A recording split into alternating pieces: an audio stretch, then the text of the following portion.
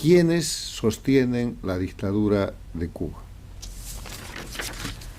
Recojo 4 fuentes principales de ese sostenimiento. Primero, el crimen. Segundo, los cómplices. Tercero, las víctimas. Y cuarto, la indiferencia o la cobardía de gobiernos e instituciones internacionales obligadas a cesar a la dictadura de Cuba. Esta es una ecuación muy pesada y vamos a describir punto por punto el crimen. El crimen porque lo que llamamos dictadura de Cuba, que se presentó con narrativa de revolución, no es sino una organización transnacional de crimen organizado, una organización delictiva específicamente tipificada por la Convención de Palermo, que es la Convención contra la Delincuencia Organizada Transnacional de las Naciones Unidas, desde la cual se cometen desde el año 1959 todos los crímenes que se puedan imaginar. Crímenes de lesa humanidad, crímenes contra los derechos humanos, crímenes económicos, crímenes abominables, de los cuales voy a enumerar algunos. El principal es el terrorismo de Estado, que es un conjunto de crímenes que se cometen desde el régimen, desde el gobierno contra la población, para obligarla a someterse mediante el miedo. Y ese es un producto además de exportación con el cual han establecido las dictaduras en Venezuela, en el Ecuador de Correa, en Bolivia, en Nicaragua. Terrorismo de Estado. Después hay que recordar que Cuba es el primer narcoestado de la región. En la década de los 60, Fidel Castro proclamaba que entre los mecanismos de agresión contra el imperialismo estaba el narcotráfico, que había que inundar Estados Unidos con drogas. Pero lo hizo en la práctica cuando en la década de los 80 se asoció con Pablo Escobar Gaviria, el narcotraficante colombiano, y con el narcotraficante boliviano Roberto Suárez Gómez, y terminó, para tratar de lavarse, fusilando al general Ochoa, al coronel de la Guardia y otros, pero quedó marcado como el primer narcoestado, de donde no ha salido. Hoy día Cuba es el primer narcoestado de la región. El terrorismo, las guerrillas, a partir de la llegada al poder del régimen cubano, se crean todas las guerrillas de América Latina. Lo que queda son las FARC, el ELN, pero Ejércitos de Liberación Nacional existieron en Bolivia, en Centroamérica, en todo lado. Ahí está el sandinismo que está en el gobierno, son las guerrillas que creó la dictadura cubana. Las invasiones, han invadido países. La migración forzada, que es su negocio, que ha sido bloqueado hace unos meses por Estados Unidos, porque esa es una forma de agresión en el marco de lo que se llama la guerra híbrida. La conspiración, el derrocamiento de gobiernos, el calentamiento de la calle, para que un problema local se convierta en una causa de que puede caer un gobierno, se ha practicado en toda la región y más allá de las Américas. La trata de personas. Se llenaban la boca los castristas señalando que en los tiempos de Baptista Cuba era el prostíbulo de las Américas. ¿Dónde está hoy día? O sea, no hay crimen que no han cometido. El fundamento principal del sostenimiento de la dictadura cubana es el crimen organizado transnacional y el crimen expandido en la región.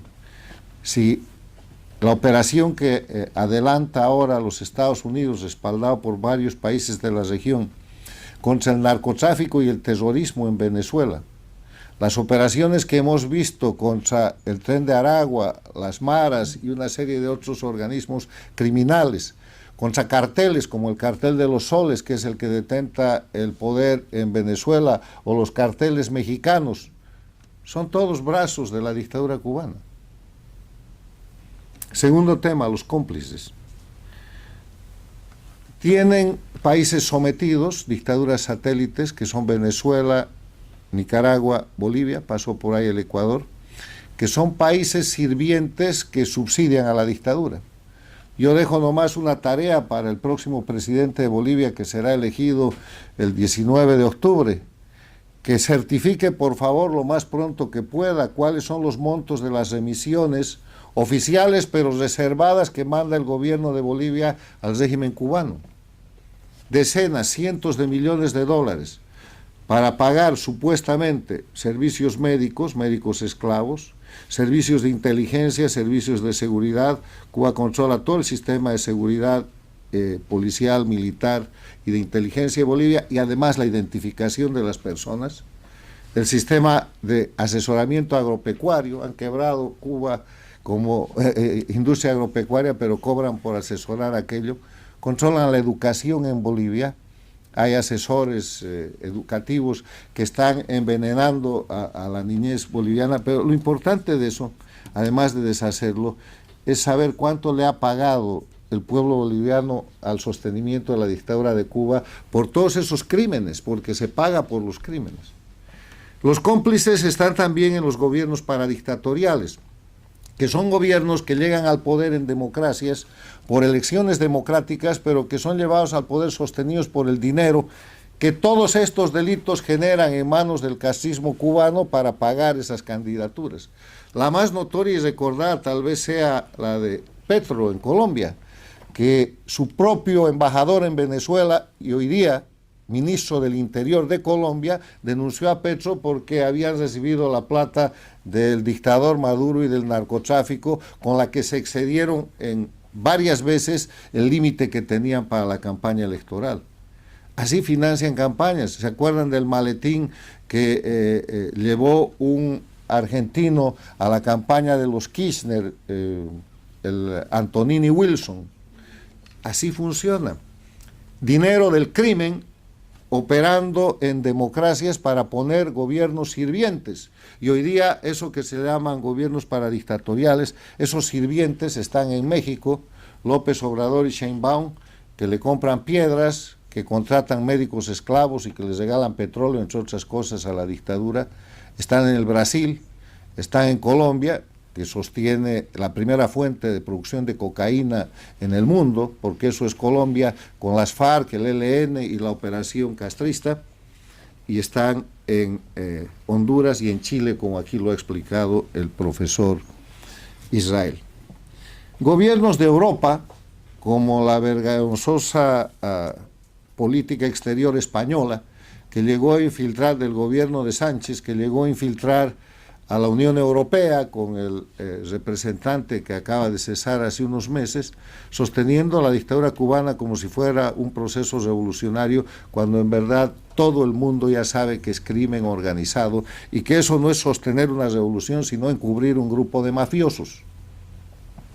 Y los sometidos intelectuales, aquellos que no han entendido que lo que llamaban revolución era un engaño, pero que como viven de eso, han penetrado sistemas académicos y universitarios de las Américas y el mundo, y viven de eso repitiendo y dando un sostenimiento de carácter doctrinario a ese grupo criminal.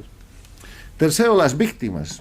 Aquí han sido muy claros, tanto doña Ileana Labastida, Darcy Borrero y Luis Galeano, que ha sido muy crítico, en demostrar cómo son las víctimas, los exiliados, los expatriados, los perseguidos, quienes sostienen por solidaridad con sus familias a las dictaduras. Los temas simplemente se llaman viajes, remesas, envío de alimentos, cargas telefónicas, todo eso controlado por el aparato criminal, militar que tiene la dictadura cubana. Y finalmente, la indiferencia y la cobardía de gobiernos democráticos que no reconocen en la dictadura cubana el enemigo que los agrede y que, como se hace con toda mafia, deciden pagarles una cuota de sobrevivencia.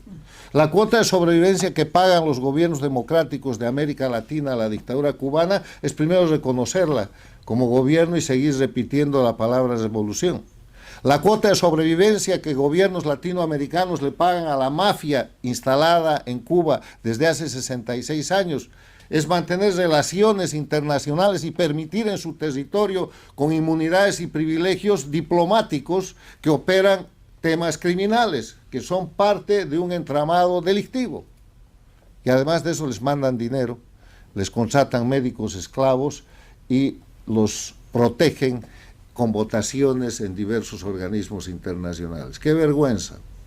La diplomacia del terror funciona, y esa es la diplomacia que se ejerce el crimen organizado cuando asume la representación de países como Cuba, como Venezuela, como Nicaragua, como Bolivia, donde no se representan a los pueblos, sino se representan las operaciones criminales que van desde el narcotráfico, la trata de personas, el terrorismo, hasta cualquier otro tipo de crímenes de contenido más reciente, que son los crímenes de la revolución tecnológica. De esto se trata. Por eso la dictadura de Cuba no es posible que sufra presiones de carácter económico, y las llamadas sanciones son simplemente una coartada. Hace unas semanas se publicó desde el Departamento del Tesoro y del Departamento de Estado un detalle de que Estados Unidos es el primer proveedor de alimentos, de pollo y de otros productos a Cuba. La única condición es que los pague al contado.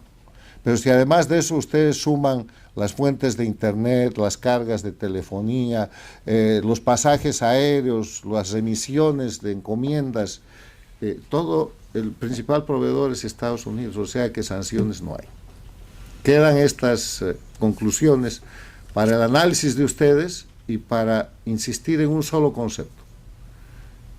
Quienes detentan el poder en la dictadura de Cuba no son diferentes al cartel de los soles, que ahora ha sido señalado e identificado en Venezuela como narcoterrorista. Son sus jefes, son los dueños de ese proyecto.